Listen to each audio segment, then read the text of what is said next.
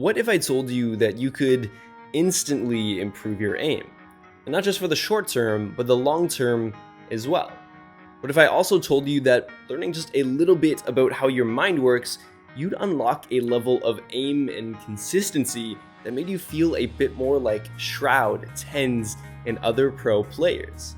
What I'm talking about is not some infomercial level product, and I'm not trying to sell you anything. What I'm talking about is an aspect of your mind and an aspect of aiming that is so critical, yet often overlooked.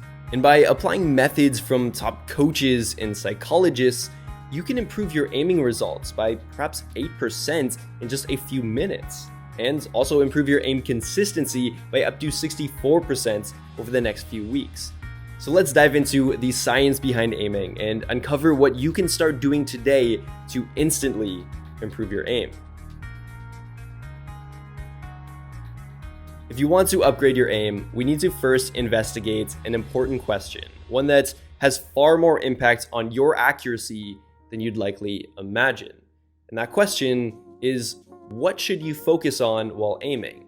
Now, the quick answer is to focus on something.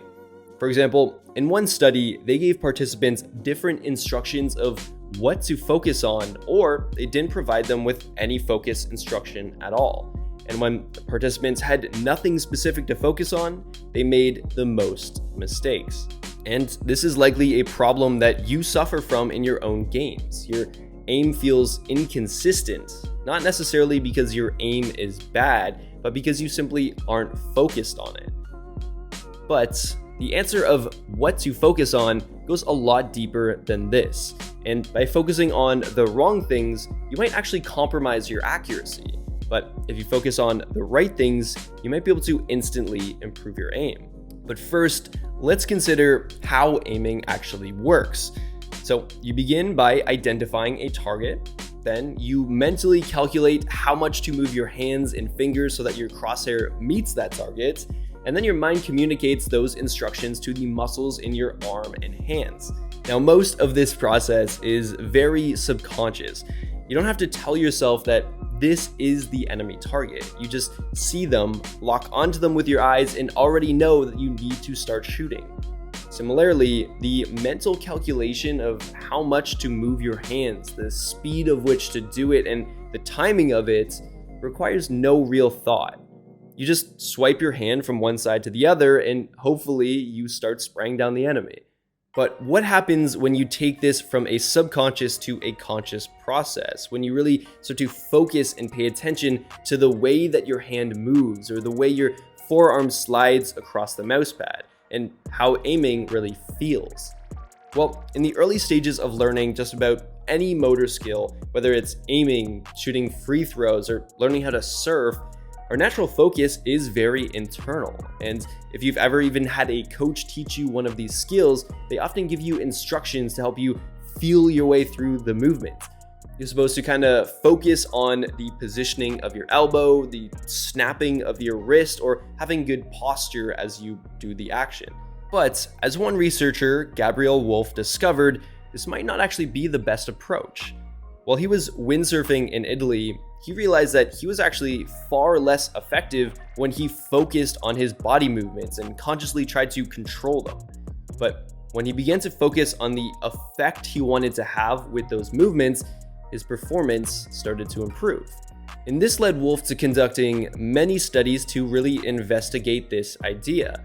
And through it, he discovered something that he calls the constrained action hypothesis. Basically, when you try to control the movements of your body consciously, it interferes with the automatic control systems that typically allow you to perform that action. It's kind of like when you suddenly start to overthink your blinking or breathing. These automatic actions suddenly start to take up a lot of mental effort and seem a lot harder than they should. But what exactly is the solution to this problem? Well, we already noted that you should have a focus on something specific, but an internal focus might not work out so well for you. But in his research, Wolf discovered that when attention is directed externally, performance and even learning might be enhanced. For example, in one study, they told golfers to swing their arms, while others were told to swing their clubs. Now, that simple shift from focusing on an internal thing, their arm, versus focusing on something external, the club, ended up significantly boosting their performance and even the retention of that skill.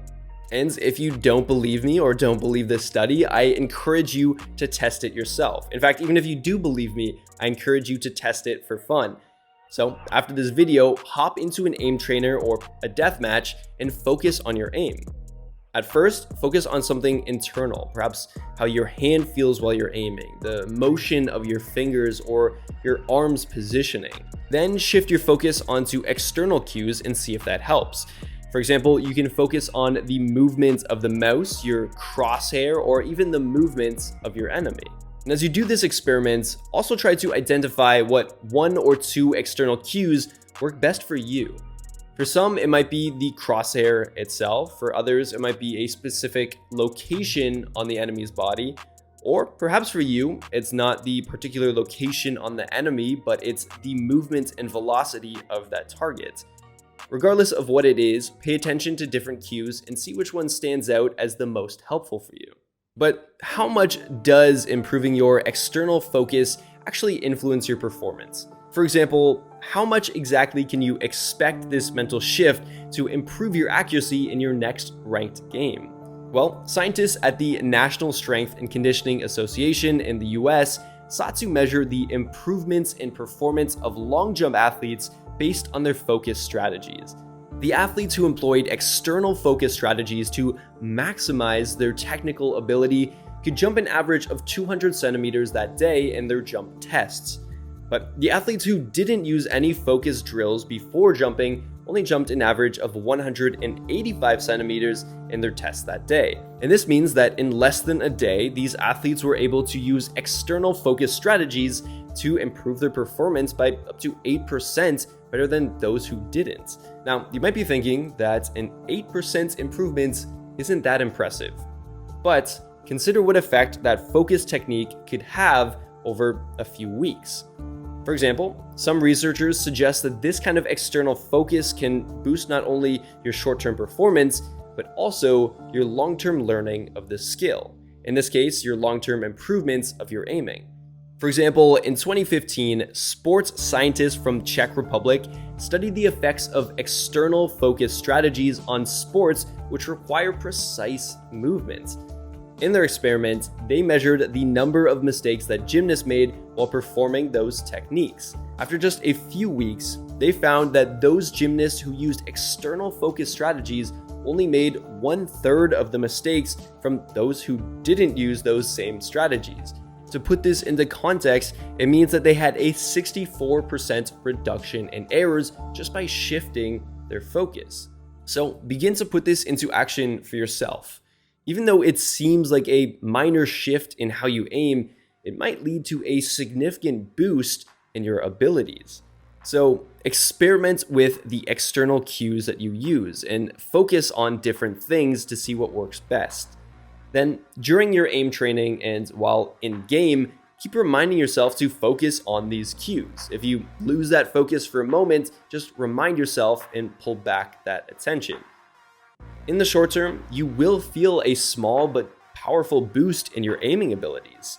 But more importantly, over the long term, you'll begin to unlock layers of skill that help you climb the ranks faster, set new personal bests in aim trainers, and perhaps get you one step closer to becoming an aiming god.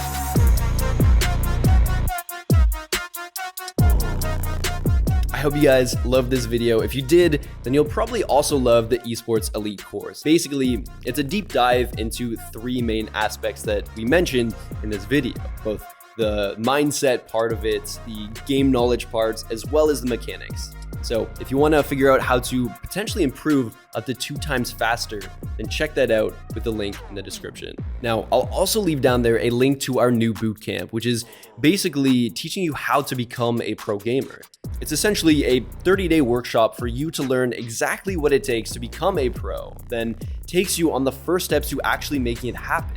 so that you can end up training full time, entering tournaments, and starting to turn your passion into a real career. So if you want to learn more about how to become a pro gamer and look into potentially signing up for the bootcamp, then you can also check out the link below. But of course, if you stuck around this far into the video, I just want to say thank you. Your support means a ton to me. I love making these videos, and every view, every like, every comment, all of it really goes a long way for motivating me to help others and continue making these videos. So if you want, you can support the video in any way that you can. You can drop a comment, a like, you can share it with your friends if you want. Or if you just want to keep watching similar videos, then go ahead and binge watch everything we have on the channel. We have tons of free guides that you can see. But nonetheless, I hope you keep on grinding, keep on improving, and I'll see you all in the next video.